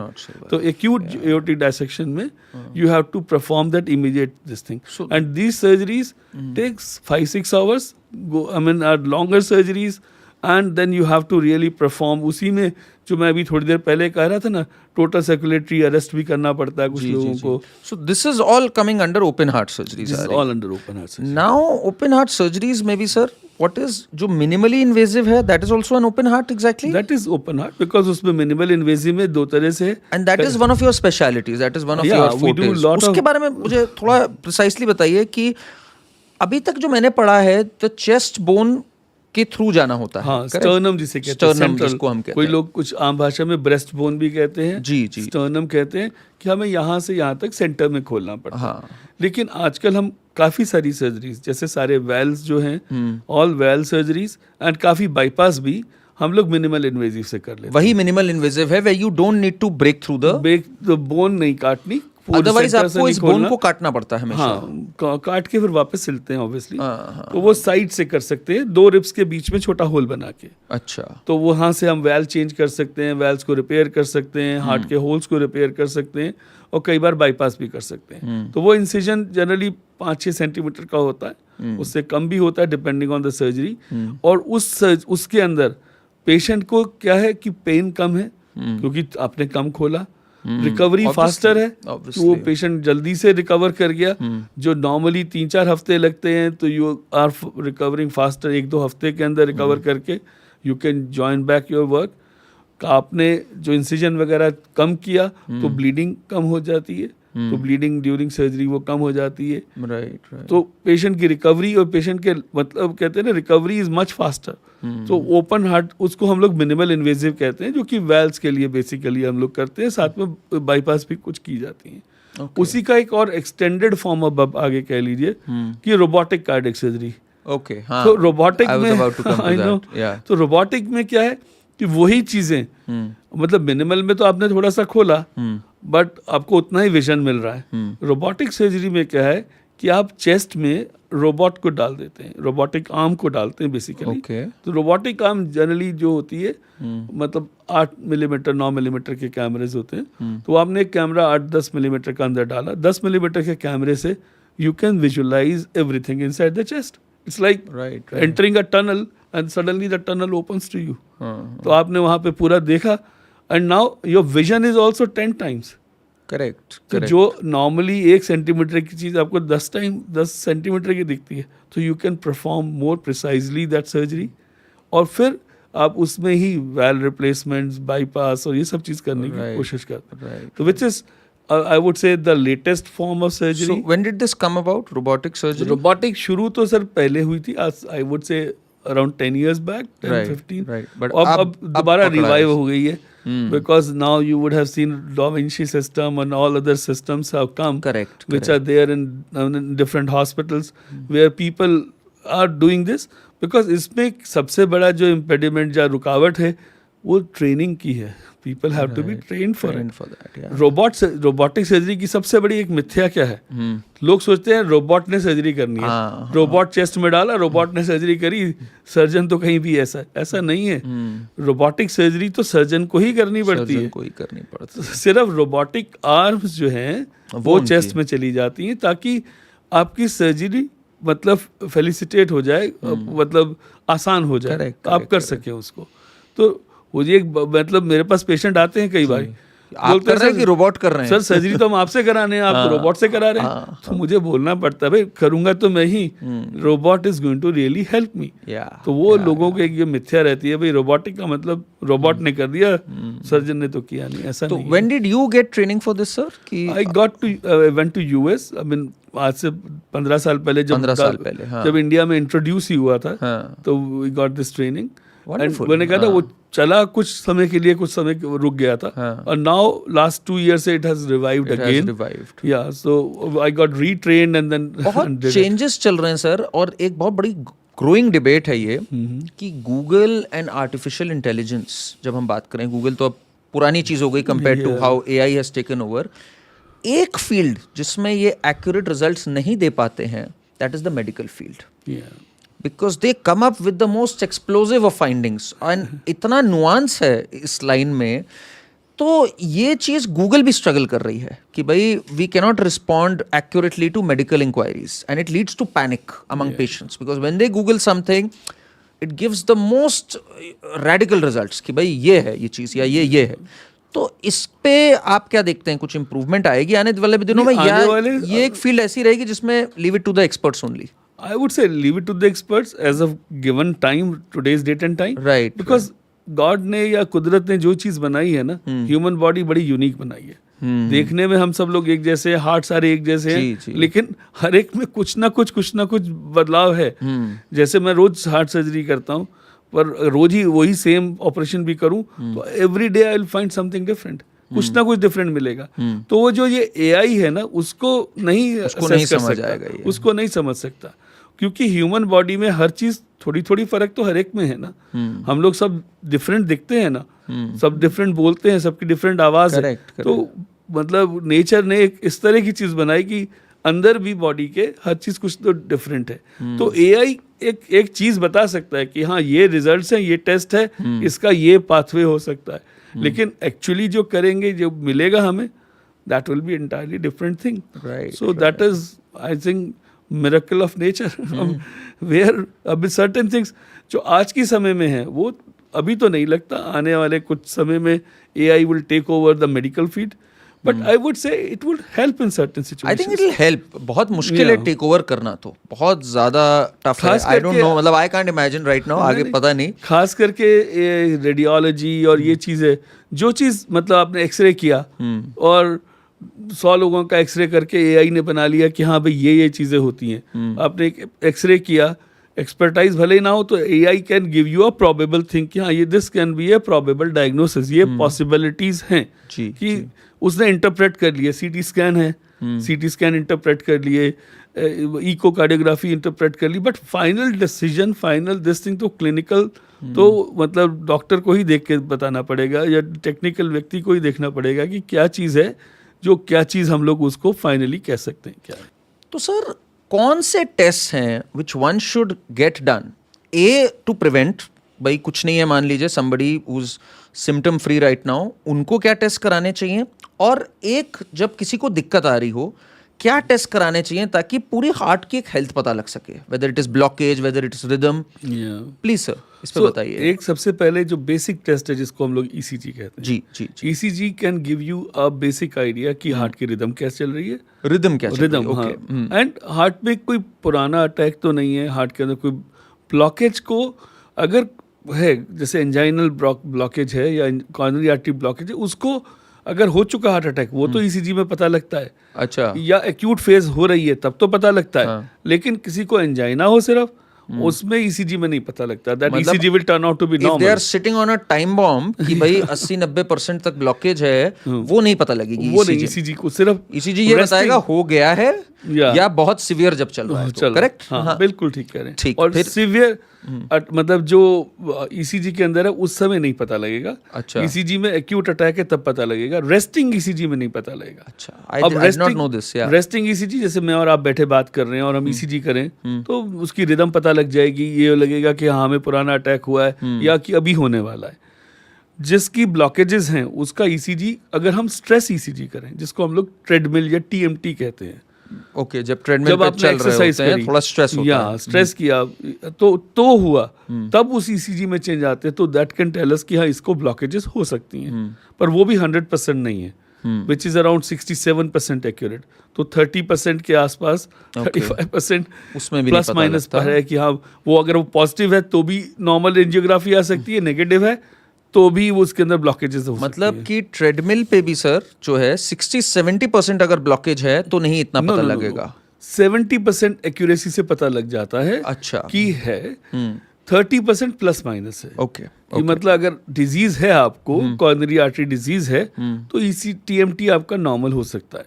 Okay. और या आपको डिजीज नहीं है, ब्लॉकेजेस हैं, वो इतना नहीं पता लगती. हाँ मतलब उतना नहीं पता लगेगा. तो उसके लिए फिर फर्दर नेक्स्ट टेस्ट क्या है सर? नेक्स्ट टेस्ट इको कर सकते हैं, स्ट्रेस इको जिसे हम लोग कहते हैं, या स्ट्रेस थेलियम कर सकते हैं कि आपने स्ट्रेस किया, साथ में आपने टीएमटी किया, इको करा। इको में क्या होता है? इको कार्डियोग्राफी जो होती है इज लाइक एन अल्ट्रासाउंड, जो कि हार्ट की एनाटॉमी को बताता है कि हार्ट के अंदर वेल्स हैं, उसमें कोई दिक्कत है कि उसमें ब्लॉकेज है या लीकेज है या क्या है। ठीक है सर। या फिर हार्ट के अंदर कोई होल्स हैं जैसे कंजेनाइटल डिफेक्ट्स हैं, तो इको से पता लगते हैं। या फिर एक्यूट अटैक जब हो रहा है तब पता लगता है। या फिर हमने स्ट्रेस किया और तब इको करा, तो वो हार्ट की जो मसल्स है ना, उसमें कुछ एबनॉर्मेलिटी आ जाती है कि वो ठीक से काम नहीं कर रही। कि सपोज एंटीरियर वॉल की हार्ट की जो आर्टरी है उसके अंदर कुछ ब्लॉकेज है, तो एंटीरियर वॉल ठीक से काम नहीं कर रही, तो वो आप इको से पता लगते हैं। अगेन इको पूरा 100% नहीं है। तो एक व्यक्ति जो मतलब जिसको कहेंगे एसिम्प्टोमेटिक है और उसको लेकिन फैमिली हिस्ट्री है, डायबिटीज है, ब्लड प्रेशर है, और उसको शक है कहीं यार मुझे कॉर्नरी डिजीज तो नहीं है, तो उसने टीएमटी किया, प्लस माइनस था, इक्विवोकल था, पता नहीं लगा ठीक से, इको ने कहा नॉर्मल है, तो उसके लिए मैं सजेस्ट करूंगा उसको कॉर्नरी सीटी एंजियोग्राफी करनी चाहिए। कॉर्नरी सीटी एंजियोग्राफी जी, ओके। जो कि 90% एक्यूरेसी से हमें बता सकता है कि इस आर्टरीज के अंदर ब्लॉकेज है कि नहीं है। 95% in fact. I did not know much about this because generally हम लोग ने जो सुना है वो ECG सुना है, इको सुना है, एंड ट्रेडमिल सुना है। और ये कॉर्नरी सीटी एंजियोग्राफी से नॉन इन्वेजिव टेस्ट मीन्स कि आप कोई कैथेटर हार्ट के अंदर नहीं डाल रहे, कुछ और नहीं कर रहे। इससे सीटी स्कैन जिसमें आप एक डाई डाल के ये चेक कर सकते हैं कि मतलब उसमें ब्लॉकेजेस है कि नहीं, जो कि 95% 97% एक्यूरेसी से आपको बता सकता है। अगर उसमें अगर है तो तब अगर नेगेटिव है दैट मीन्स आपकी ब्लॉकेज नहीं है। अगर उसमें कुछ शक है तो फिर आप रेगुलर एंजियोग्राफी कर सकते हैं। तब आपको रेगुलर एंजियोग्राफी से कॉर्नरी एंजियोग्राफी जो कि रेगुलर करते हैं उससे पता लग जाएगा। जो कन्वेंशनल एंजियोग्राफी या रेगुलर एंजियोग्राफी है स्टिल द गोल्ड स्टैंडर्ड। उसको देख के ही मैं बाईपास कर सकता हूँ, उसको देख के ही कार्डियोलॉजिस्ट स्टेंट या बलूनिंग कर सकते हैं, है ना, that is the gold standard. But वो टेस्ट की एक ड्रॉबैक कह लीजिए या कुछ भी कहिए, वो इन्वेजिव टेस्ट है।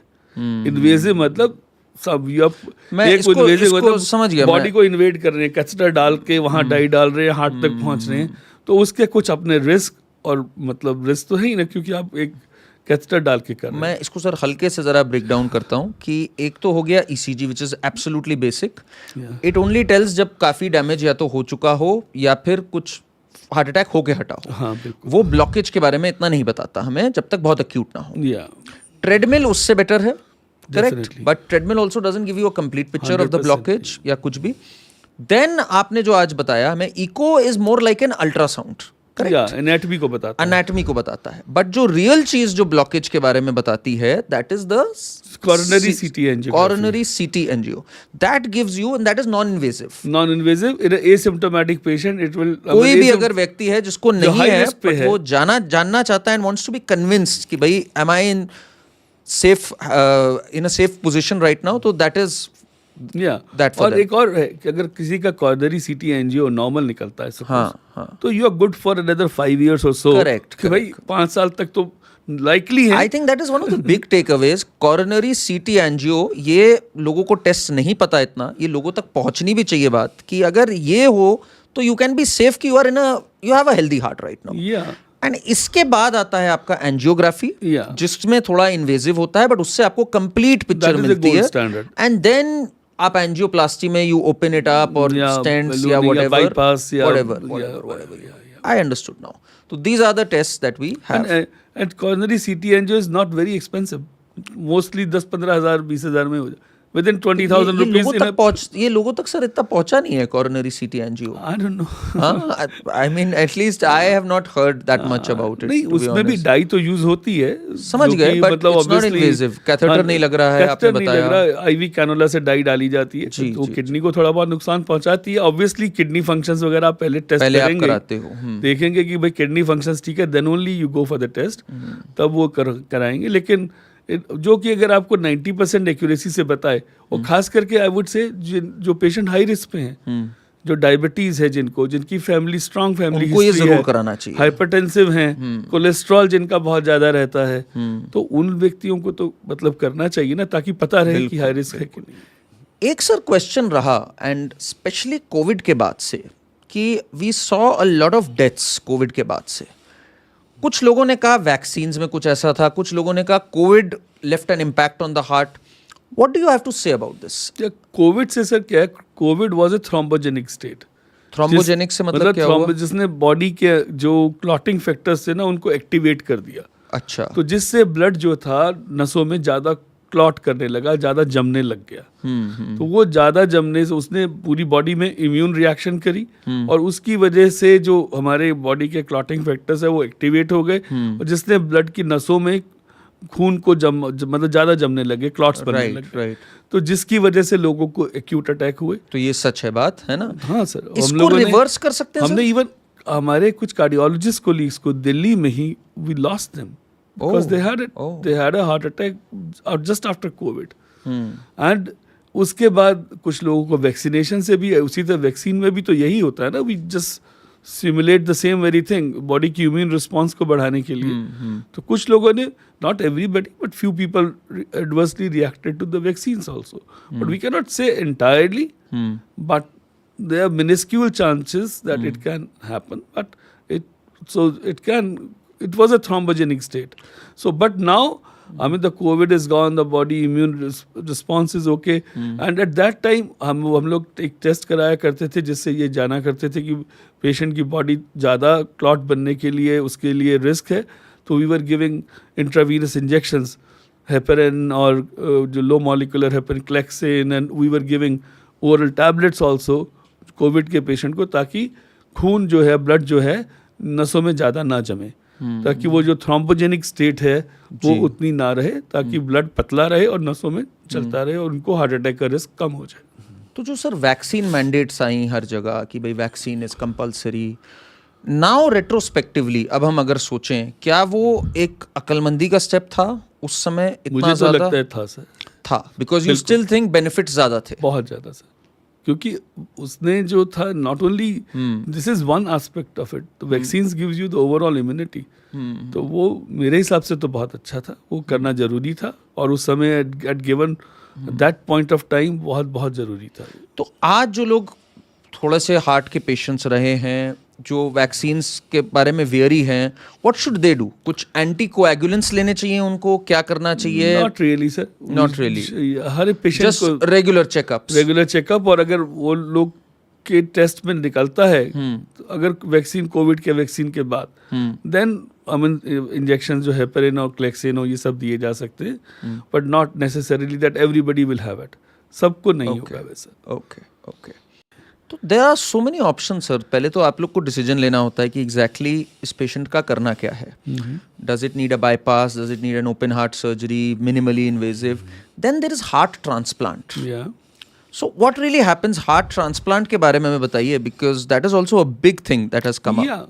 हार्ट ट्रांसप्लांट, देखिए, मतलब I would say is something जो, मतलब which gives you in a certain situation, जो जिन व्यक्तियों को हार्ट ट्रांसप्लांट की ज़रूरत है, कार्डियोमायोपैथी, एंड जिनका हार्ट का फंक्शन बहुत ही कम हो गया है जी, तो transplant is still very good option, which has got 70% से ज़्यादा, 75-80% 5 year सर्वाइवल रेट.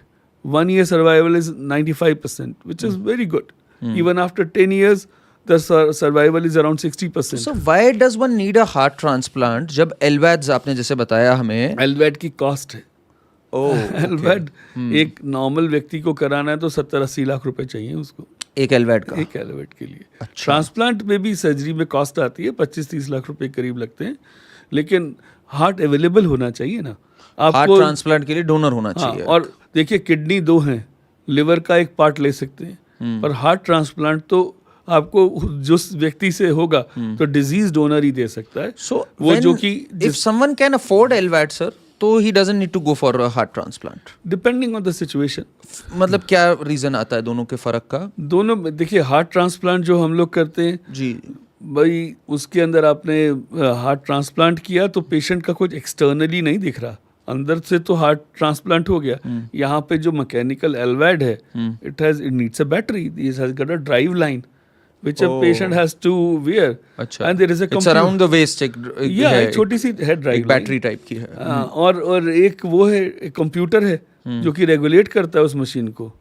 कितने स्पीड पे कैसे चलेगी, कितना पंप करेगी ब्लड। तो वो कहाँ लगा होता है सर? वो मतलब उसी में होता है, एक बैग में, जैसे आप अपना छोटा सा थैला लेके घूमते हैं, तो उसी में छोटा सा computer which is like 7-8 centimetre. But if you use that it does everything that a heart transplant would do, या फर्क है?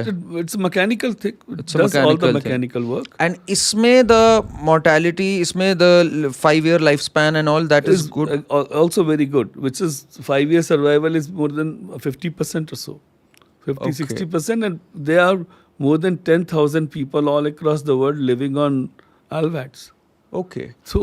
So you're doing it right now, right? we are doing here. You're doing it here at Max. At Max, yeah. We do And it. the results have been good. Excellent. Excellent. Okay. We have patients who come from overseas, जो बाहर के दूसरे देशों के, अपने India के ही हैं, अपने गाजियाबाद के एक पेशेंट है। मतलब nobody can believe कि वो व्यक्ति जो 4 कदम नहीं चल सकते थे, 1 साल में 5 बार हॉस्पिटल एडमिट हो चुके थे। Touchwood, he is doing good, अपना बिजनेस संभाल रहे हैं, अपना सब कुछ कर रहे हैं। तो how satisfying is it sir, जब आप देखते हैं that you know someone who was struggling to walk, 10 meter चलने में दिक्कत हो रही थी, और आज आपने इलाज भी किया और आज अपना बिजनेस भी चला रहे हैं, काम पे भी वापस आए हैं, happy faces, smiling families, how does it feel? It like humbles you at certain times. कई बार जो पेशेंट्स आते हैं ना, वो आपके पैर छूते हैं, आपको बोलते हैं सर आप भगवान हैं, आप ये हैं। So you have to internally ask yourself कि सच में यार am I doing something that you are doing something. I think you know that. ऐसा नहीं है कि नहीं लगता है कि हाँ चलो I am doing what I am trained, what I decided to. But सच में ऐसा है। So that gives you a very humbling feeling. आप अपने आप ना अपने दिल में कहते हैं ना, एक अजीब सी feeling, I can't explain that, कि यार हमने अपना किया, लेकिन देखो लोग कितना हमें रिस्पेक्ट दे रहे हैं। They are touching your feet, they are telling you, they I mean paying their gratitude to you, कि कितना भाई, because it changes their life style, it changes their entire life. एक जानेंगे ना कि हार्ट का हो या कोई भी बीमारी हो, it's not with one person, it's with entire family. Correct. घर के पूरे परिवार के 4-5 लोगों की जो डायरेक्टली इन्वॉल्व हैं, जिंदगी पूरी चेंज हो जाती है। तो वो एक चीज चेंज हो जाना, उनकी क्वालिटी ऑफ लाइफ इंप्रूव कर जाना, which is a remarkable thing. And it's also an emotional experience for you, seeing them come back.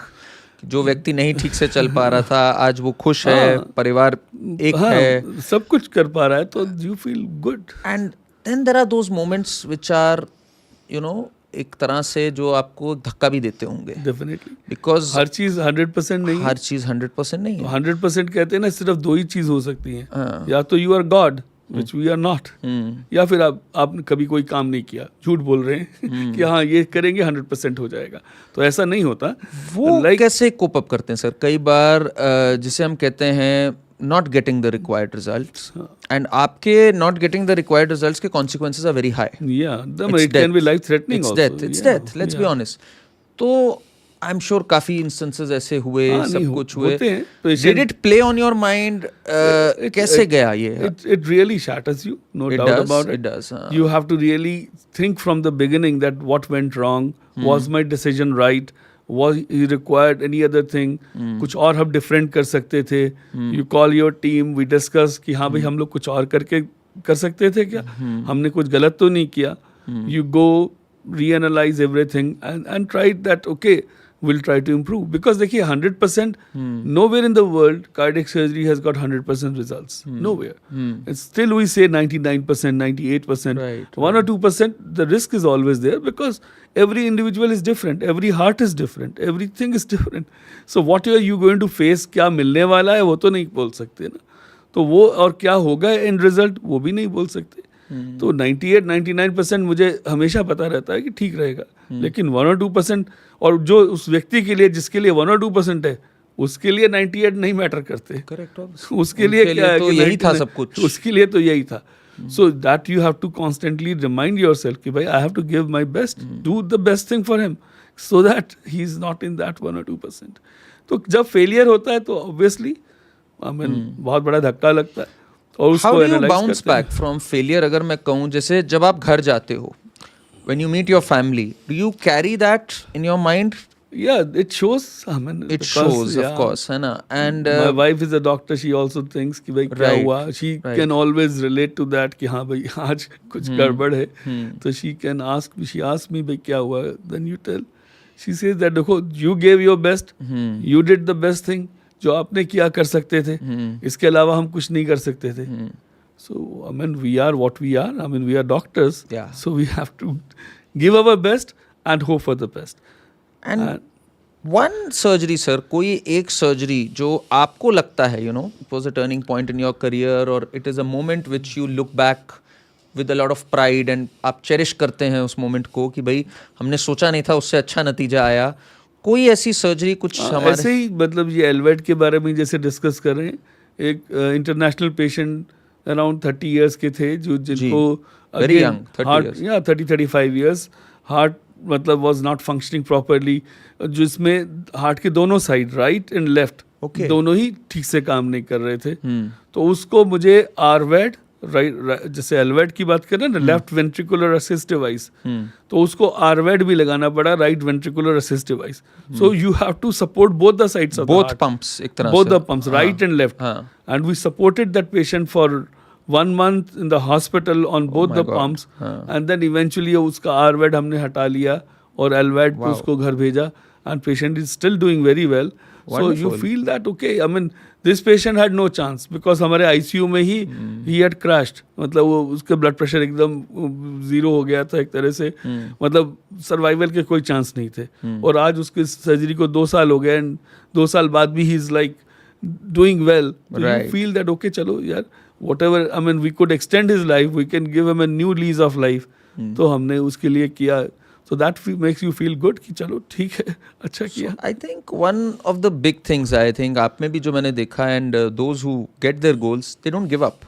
I mean उस समय the chances as you said were very low, almost zero, हाँ, 0 to 5%. zero. And today the patient is still Doing alive, well. still doing very well. And that's the attitude I think जो मैंने आज doctor Rajneesh से भी देखा. You cannot give up, and especially in the matters of heart, you just cannot give up. And you need to follow a healthy lifestyle. It's your heart जो आपको pump कर रहा है, जो आपको हर जगह पे ब्लड भी दे रहा है, लाइफ भी दे रहा है. And life is worth living. And when we say life is worth living, take care of your heart, take care of your health.